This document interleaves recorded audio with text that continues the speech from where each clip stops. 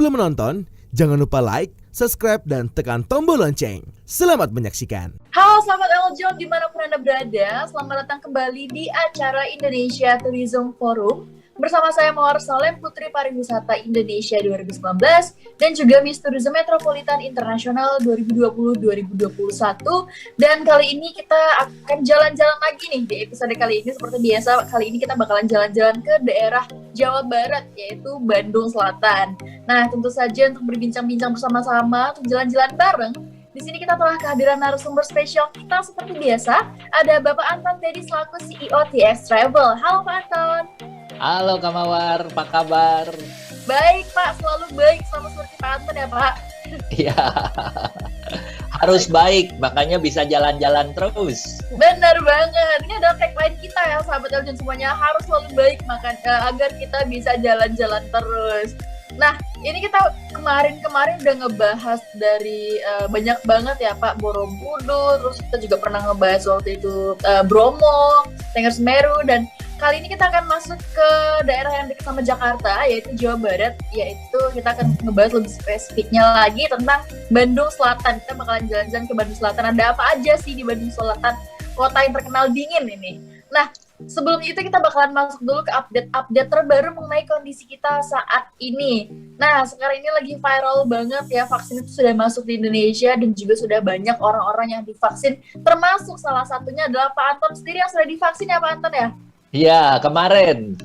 Wah nih kita congrats dulu dan berdoa ya semoga vaksinnya memang benar-benar berpengaruh dan bisa menjaga kita terhindar dari penyebaran virus COVID-19 ya Pak.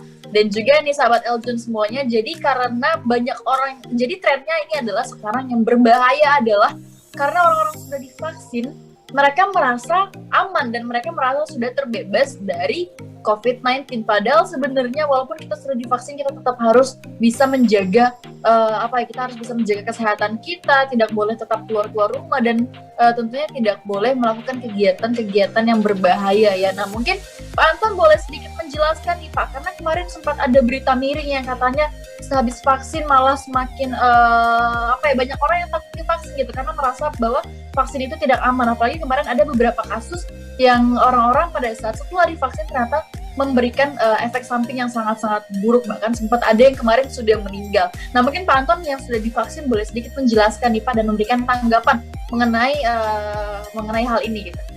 Ya, terima kasih. Jadi kemarin pada waktu divaksin, lalu diumumkan, Ibu Dokter mengumumkan biasa apa yang harus dilakukan, tidak ada yang istimewa.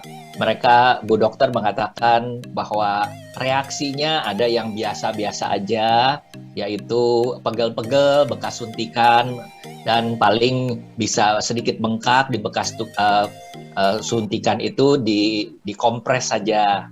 Lalu yang kedua bisa ada efek yaitu pengen tidur, kecapean, lalu juga ada efek yang mungkin saya dengarnya agak sedikit aneh yaitu nafsu makannya tinggi katanya, jadi bisa makan terus gitu ya. Wah, saya bilang ini agak sedikit aneh gitu ya. Nah, lalu yang paling berat adalah bengkak-bengkak. Nah, kalau 1, 2, Bu Dokter mengatakan tidak perlu datang ke rumah sakit, tapi kalau bengkak-bengkak silakan menghubungi. Dan kalau ada pusing-pusing itu juga minum paracetamol saja, obat panas gitu ya. Itu biasa, agak sedikit pegel-pegel persendian itu juga biasa, tidak perlu khawatir. Tapi kalau sudah bengkak, nah itu harus menghubungi ke rumah sakit. Nah, yang menarik adalah beliau mengatakan, tolong ya Bapak Ibu, biar vaksin yang pertama ini bisa lulus ke vaksin yang kedua. Vaksin kedua adalah 21 sampai 28 hari kemudian. Saya kebagian lagi adalah akhir bulan. Lalu beliau mengatakan, data yang sekarang ada bahwa yang sudah divaksin lalu ke rumah sakit lagi, ternyata adalah bukan karena efek daripada vaksin. Kebanyakan justru adalah karena tertular. Jadi memang agak sedikit aneh, akhirnya saya memberanikan diri untuk bertanya, Bu Dokter maksudnya apa? Dia bilang, kemungkinan sangat besar adalah karena merasa sudah divaksin, merasa sudah jadi Superman. superwoman, jalan-jalan kemana-mana. Nah, tertularlah. Dan beliau mengatakan, walaupun sudah nanti divaksin yang kedua, jangan tinggalkan yang 5M ini. Tetap bermasker, tetap menjaga kerumunan, tetap menghindari kerumunan, tidak kumpul-kumpul, dan itu tetap dijalankan sampai nanti ketemu satu komunitas yang semuanya sudah divaksin sehingga lambat laun adalah virusnya hilang. Sekarang ini menurut saya dengan adanya virus yang berkurang ya, data-data sudah menunjukkan berkurang, tetapi ini adalah bukan berarti aman. Saya melihat banyak sekali kalau kita di jalan sekarang sudah hampir macet lagi. Kalau pagi-pagi laporan dari teman-teman yang pergi ke kantor yang biasanya adalah kurang daripada 45 menit dari tempat rumahnya, sekarang itu lewat jalan tol sudah 1,5 jam. Jadi sudah 2 kali lebih macet. Memang pada waktu sebelum pandemi itu bisa sekitar 2 jam karena memang kepadatannya cukup tinggi gitu ya. Nah, hal seperti ini menurut saya perlu kita waspadai ya. Saya juga nanti mau mengupdate mengenai cara PCR antigen yang sekarang ada Genos untuk di bandara untuk traveling. Mawar. Oke, Kak.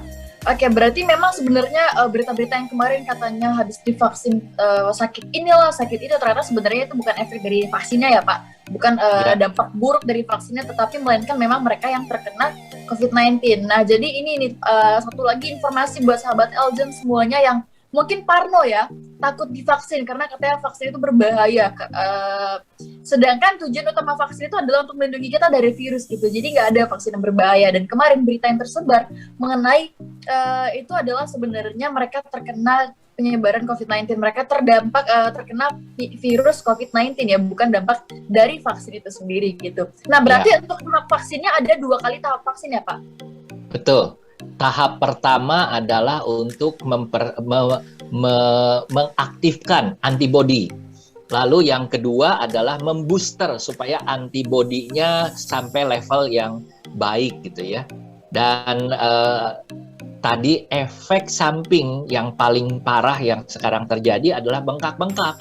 Dan itu pun tidak terlalu banyak dibandingkan yang sudah divaksin lalu merasa, oh nggak apa-apa nih jalan-jalan. Nah itu yang berbahaya. Jadi tetap 5M dijaga. Oke Pak, baik. Berarti dampak-dampak tadinya itu adalah normal ya Pak sebenarnya, misalnya tidak nafsu makan yang mungkin meningkat, terus kemudian meriang dan juga bengkak-bengkak. Nah Pak Anton sendiri tadi katanya dampak sekarang efeknya Bapaknya adalah bengkak-bengkak ya Pak? Enggak, saya nggak bengkak-bengkak. Saya cuma efeknya pengen tidur terus. Oh, pengen tidur terus. Tuh, sahabat Eljon ya, ini Pak Anton aja nih masih sudah terkena vaksin tapi nggak ada efek sama sekali gitu ya, nggak ada efek yang membuat Pak Anton merasa mungkin merasa menyesal gitu divaksin. Jadi karena memang sebenarnya vaksin itu tidak berbahaya ya teman-teman. Jadi mungkin teman-teman bisa, sahabat Eljon semuanya bisa mulai mengubah pandangannya atau perspektifnya mengenai vaksin. Karena vaksin itu tujuannya untuk menjaga kita terpapar dari virus COVID-19 ini, bukan malah sebaliknya gitu. Oke, kita masuk nih ke update yang selanjutnya, yaitu sekarang adanya Genos tadi ya Pak yang Bapak bilang, yaitu tes COVID melalui hembus, meniup nafas seperti itu ya Pak. Mungkin boleh dijelaskan lagi nih Pak? Ya, jadi ini Genos ini adalah dari hembusan napas, dari pada waktu kita bernapas ada partikel-partikel kecil yang ikut, dan itu antara lain kita bisa dicek seperti apa, ada virusnya atau tidak ya. Nah, yang menarik adalah ini adalah 100% buatan Indonesia, lalu mulai dipraktekkan beberapa, mungkin sudah hampir 1 bulan, yaitu untuk di kereta api dan juga di terminal bus, dan cukup bagus, dan biayanya cuma 20.000, murah gitu ya. Ini yang pertama. Yang kedua adalah Genos ini akan mulai dipraktekkan, sekarang sudah uji coba untuk di penerbangan. Perlu kita ketahui sejak berlakunya PCR dan antigen untuk traveling dengan pesawat terbang, peminat orang untuk terbang menurun drastis. Bayangkan ke Bali, harga tiketnya 1,5 bolak-balik. Di PCR yang dulunya berlaku 14 hari, sekarang cuma berlaku 2 hari. Nah, kalau berlaku 2 hari, perginya 3 hari, berarti PCR-nya harus 2 kali. Kalau sekali PCR-nya 1 juta, berarti 2 juta. 2 juta tambah 1,5. Bayangkan, dari 1,5 menjadi 3,5. Ini langsung turun drastis. Mudah-mudahan dengan adanya Ginos ini, yang tadi mungkin akan diberikan secara gratis ya, karena murah 20.000. Bulan Maret ini, penerbangan maskapai penerbangan baik Lion maupun Batik Air, termasuk Garuda, melakukan yang untuk rute-rute tertentu, melakukan memberikan antigen, memberikan tes antigen swab di bandara secara gratis. Nah, ini yang menurut saya sangat-sangat bagus sekali, di mana ini akan memberikan efek menjadikan harga tiketnya murah ya. Nah, itu mudah-mudahan menurut saya bisa memberikan insentif. Kalau enggak, kesian sekali ya. Bali kesian, Labuan Bajo pada musim sekarang ini masih oke karena anginnya lagi tidak kondusif. Masih kita bisa mengerti, tapi yang namanya Bali sebagai tujuan wisata utama sangat-sangat kena dampaknya. Sehingga Pak Menteri, Pak Sandiaga Uno juga berkantor di Bali ya. Ya. Ada pembicaraan yang menarik antara beberapa Menteri Pariwisata, Menteri Kesehatan ASEAN, antara lain adalah Singapura dan Malaysia. Beberapa hari yang lalu, mungkin 2-3 hari yang lalu, ada pembicaraan, ini baru wacana, yaitu siapa yang sudah divaksin. Berdasarkan vaksin itu, berdasarkan surat, disebutnya adalah pasport vaksin ya. Jadi pasport vaksin ini sebenarnya di dunia sudah ada. Dulu itu namanya buku kuning ya. Saya pertama kali ke Amerika dulu harus disuntik malaria. Jadi buku kuningnya adalah vaksin malaria. Nah, setelah itu vaksin malaria tidak ada lagi, sekarang akan ada lagi yang namanya vaksin COVID-19. Pemerintah Malaysia dan Singapura sedang punya wacana kalau tidak punya vaksin, di karantina 14 hari.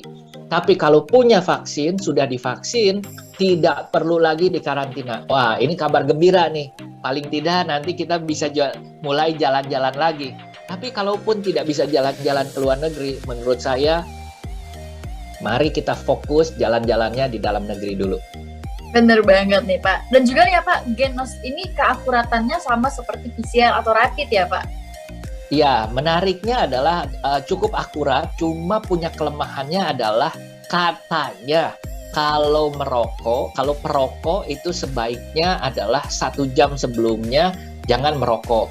Kedua adalah yang suka makan petai, sebaiknya tidak makan petai 1 hari sebelumnya. Dan makan yang seperti mungkin duren dan bau-bauan yang cukup, makanan yang cukup menyengat, betul. Karena sistemnya bisa error sedikit gitu ya. Jadi bukan timbulnya seperti virus 19, tapi ada virus yang lain di tag-nya gitu. Oke, baik. Nah, ini sahabat Eljon, kita teman-teman semuanya kita doakan semoga Genos ini dengan harga yang lebih murah dan juga dengan cara yang lebih simple dan juga hasilnya mendapatkan hasilnya itu lebih cepat ya, Pak. Langsung betul, cuma 10 menit.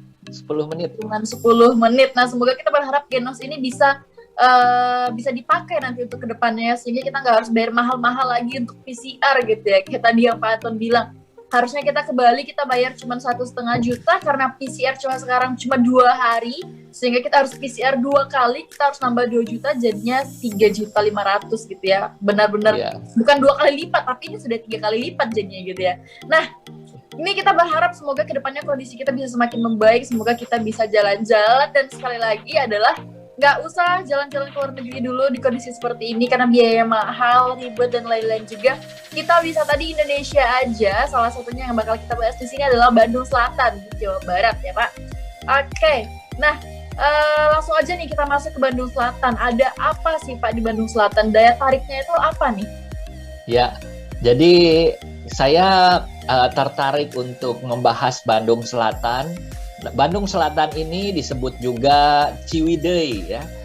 Ciwidey ini kalau kita naik jalan tol dari Jakarta, turunnya adalah exit Soreang. Dan Soreang ini adalah ibu kota daripada Kabupaten Bandung. Yang menarik daripada Bandung Selatan, ada gunungnya, ada danaunya, ada perkebunan tehnya. Dan yang saya paling seneng kalau Ciwidey ini adalah petik stroberi ya. Jadi kalau lagi saya nggak tahu kenapa seringkali tiap kali ke sana itu musim stroberinya itu selalu dalam tanda petik kok selalu musim gitu ya. Padahal kalau saya ke Jepang, petik stroberi juga ada di Jepang dan musim stroberi ada dan itu selalu pada waktu musim dingin. Misalnya musim Maret, April gitu ya. Tapi kalau ke Soreang, Ciwidey, petik stroberinya hampir setiap bulan kok ada terus gitu ya. Walaupun stroberinya dibandingkan dengan stroberi di tempat dingin di luar negeri, stroberi Ciwidey ini agak sedikit kecil ya, bukan berarti kecil sekali, tapi agak sedikit kecil. Nah, selain itu yang sangat menarik menurut saya adalah udaranya. Saya pernah ke sana itu satu kali yang merasa dingin sekali adalah 7 Celcius pada waktu musim panas. Jadi kalau pada waktu musim panas justru udara itu menjadi dingin pagi. Tetapi pada waktu musim hujan seperti sekarang, panas buminya itu keluar. Sehingga tidak terlalu dingin. Mungkin sekitar 12, sekitar 14 derajat gitu ya. Jadi, tapi jangan khawatir. Yang namanya 7 derajat itu mungkin sekitar jam 4, jam 5. Setelah jam 6, mulai berangsur-angsur menjadi lebih tinggi lagi cuacanya, menjadi lebih hangat lagi. Kalau siang, oke. Nah, yang Kak Mawar punya pengalaman bagaimana ke sana? Iya Pak, jadi kita datang pada saat itu bulan Desember ya. Kayaknya bulan Desember juga memang musim-musim hujan ya Pak, musim dingin di semua daerah gitu Desember. Terus kemudian benar yang Bapak bilang bahwa kita datang itu juga stroberi di mana-mana. Musim stroberi itu kayaknya setiap hari di sana dan cuacanya memang dingin, sedingin itu gitu. Bahkan kita waktu itu mau menikmati sunrise aja kita takut mandinya gitu. Dan sayangnya pada saat itu karena kita cuma punya waktu kalau nggak salah waktu itu sekitar 3 hari kayaknya, cuma 3 atau 2 hari. Jadi kita nggak terlalu banyak keliling dan saya sendiri nggak sempat buat metik stroberi padahal sebenarnya pengen banget gitu. Dan juga kita ke Ciwidey, kita ke Ranca Upas dan itu bener-bener di pagi hari dan sebenarnya dinginnya menurut saya dingin sejuk sih, lebih ke sejuk bukan yang sampai dingin menggigil gitu. Jadi menyenangkan sekali dan menurut saya Bandung itu memang tempat yang sejuk banget. Mungkin kita dari daerah Jakarta yang panas, polusi, pengap gitu ya. Terus kemudian datang ke Bandung dengan cuaca yang fresh banget. Terus kita ke daerah Ciwidey yang memang benar-benar daerah wisata sehingga kiri kanan itu semuanya pohon. Jadi benar-benar suasana yang nyaman banget lah gitu Pak. Kalau kita ngebahas dari soal cuacanya ya Pak seperti itu kalau dibandingkan Jakarta begitu nih Pak Anton. Jadi memang saya mungkin akan bahas satu persatu. Yang pertama, yang top of the top, kalau kita ke Bandung Selatan, yang harus kita pergi karena ini punya uniqueness sangat tinggi, yaitu Kawah Putih. Jadi kawah gunung dari Gunung Patuha, di mana kita bisa sampai ke kawahnya cukup mudah. Tidak terlalu susah, bukan hiking yang susah ya.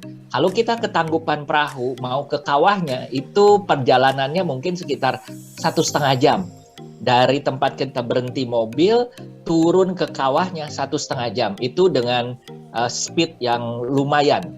Kalau pelan-pelan jauh ya Pak dibandingkan dengan Kawah Putih yang di Bandung Selatan ini ya Pak. Betul. Nah, kalau Kawah Putih itu dari tempat kita parkir mobil, pergi ke Kawah Putihnya mungkin sekitar 15-20 menit. Itu sudah santai, jalannya tidak susah.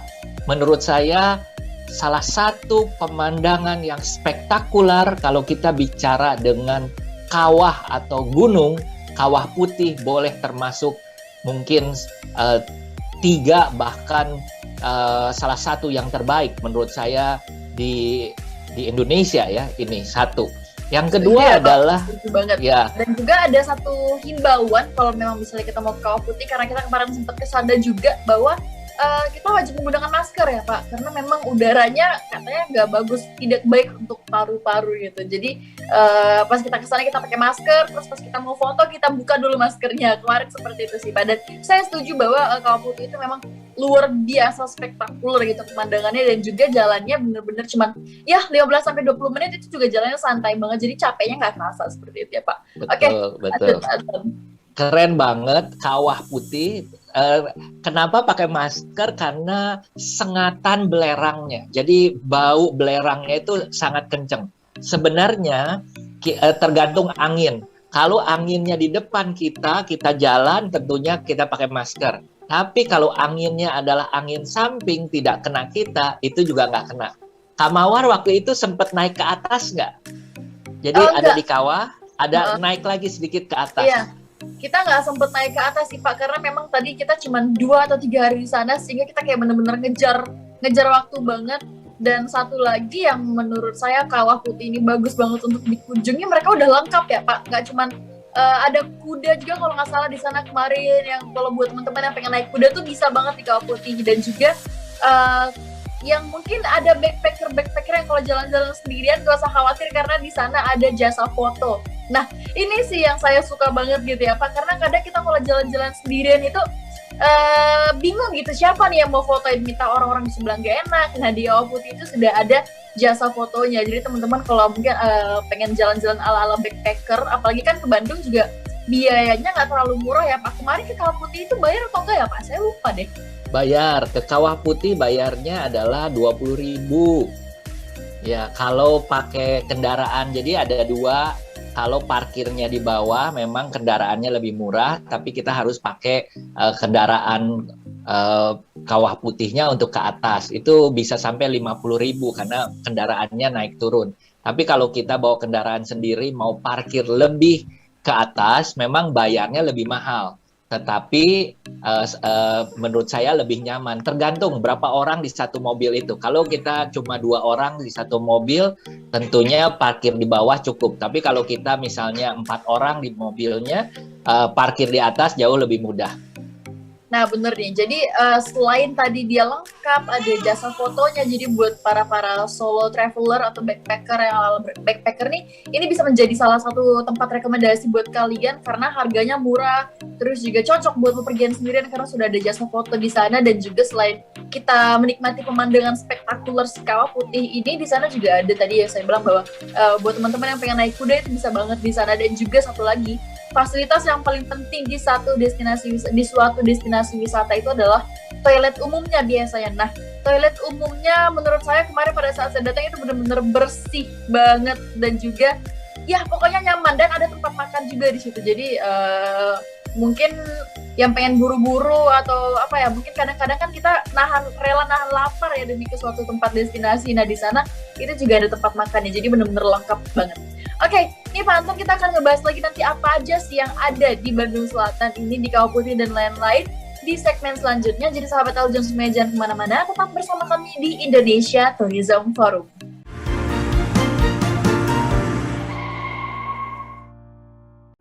Hai Sobat Aljon, sudah selesai nontonnya? Jangan lupa like, subscribe, dan tekan loncengnya untuk dapat update terbaru dari Aljon TV.